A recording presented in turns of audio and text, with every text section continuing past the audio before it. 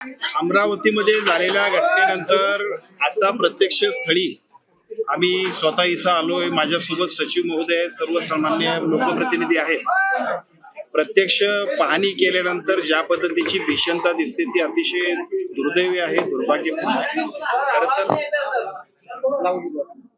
आता प्रत्यक्ष पाहणी आपण केली, त्या स्पॉटची पाहणी केल्यानंतर ज्या पद्धतीची घटना घडली ती निश्चितपणाने अतिशय दुर्भाग्यपूर्ण आहे.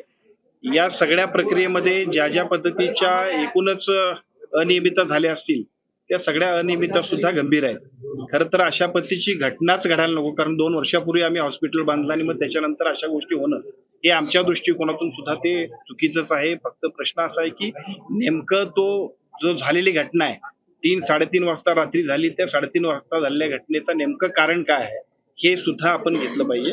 आणि मी आपल्याला सांगतो की ते कारण शोधणं आणि त्या कारणाप्रमाणे ज्या गोष्टी आवश्यक आहेत त्या ज्या गोष्टी आवश्यक आहेत ज्या गोष्टींच्यामुळे घडलंय या सगळ्या गोष्टीची शहानिशा करण्यासाठी आपण एक कमिटी आयुक्तांच्या अध्यक्षतेखाली नेमतोय.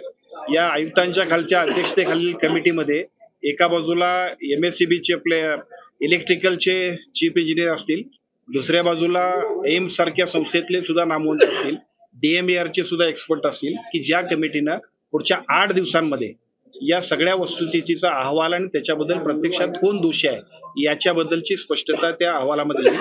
त्या अहवालानंतर जे याच्यामध्ये ज्यांनी याच्यामध्ये दुर्लक्ष केलं असेल, ज्यांच्यामुळे या घटनाक्रमाला जे जबाबदार असतील त्या सगळ्यांच्या वरती अतिशय कडक कारवाई करण्याबद्दल त्या अहवालाप्रमाणे आम्ही पुढे जाणार आहोत. प्रथम दर्शनी क्या लगा आपको, किससे आग लगी? प्रथम दर्शनी आग क्यों लगी? हिंदी में हे निवेदन करा, हेच निवेदन हिंदी में करा.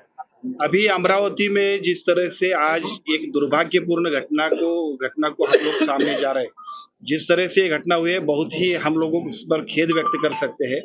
जिस तरह से हम लोगों ने लोगों के लिए एक अच्छी हॉस्पिटल हम लोगों ने शुरू किया है और शुरू करने के बाद ये ऐसी घटना घट जाएगी तो ये बहुत ही दुर्भाग्यपूर्ण घटना है. इस घटना को जो जिम्मेदार होंगे उनके लिए आज ही हम एक कमेटी बिठाएंगे. कमिश्नर हेल्थ और साथ ही साथ एम्स के उसके मेंबर होंगे, DMER के एक्सपर्ट होंगे, साथ ही साथ उसमें इलेक्ट्रिकल के चीफ इंजीनियर होंगे. 7 दिन में ये कमेटी अपनी जांच रखेगी और जिस जांच में जो कुछ उसमें फाइंडिंग्स आएंगे उस फाइंडिंग्स के आधार पर हम लोग उन पर कार्रवाई करेंगे. सर, टेंडर कोणाला होतं त्याची चौकशी केली जाणार आहे का? याला फायर सेफ्टीच्या काही गोष्टी नव्हत्या? कारण की 2022 मध्ये जेव्हा फुटलेलं होतं हे व्हेंटिलेटर, त्याच कंपनीचं व्हेंटिलेटर आता सुद्धा फुटलं, त्यामुळं 2022 ची पुनरावृत्ती आता सुद्धा झाली आहे. नाही, या सगळ्याच गोष्टीची चौकशी होईल. मुळातच फायर सेफ्टीचे नॉर्म्स आणि त्याचं ऑडिट झालं असेल तर ते कसं झालं, पार्ट फर्स्ट आहे. मशिनरी जर असतील तर त्या मशिनरी अशा पद्धतीच्या योग्य होत्या की अयोग्य होत्या, या सगळ्या गोष्टींची चौकशी होईल. या 8 दिवसांच्या मध्ये या सगळ्या चौकशीच्या अहवालामध्ये प्रत्यक्षात सगळे एक्सपर्ट्स आपल्या करेक्ट अशा पद्धतीच्या ओपिनियन आपली फाइंडिंग्स काढतील. त्या फाइंडिंग्स प्रमाणे त्या सगळ्यांच्या वरती आपण आरोप निश्चिती करणार.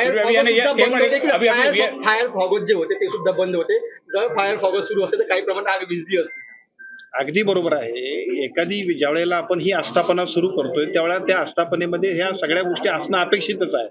आणि जर ते झालं नसेल चालू तर का नाही झालं, पण प्रत्यक्ष याच्याबद्दलची जी काही एक्सपर्टची टीम आहे त्या एक्सपर्टच्या टीमचं ओपिनियन घेऊन आपण त्याच्यावरती पुढे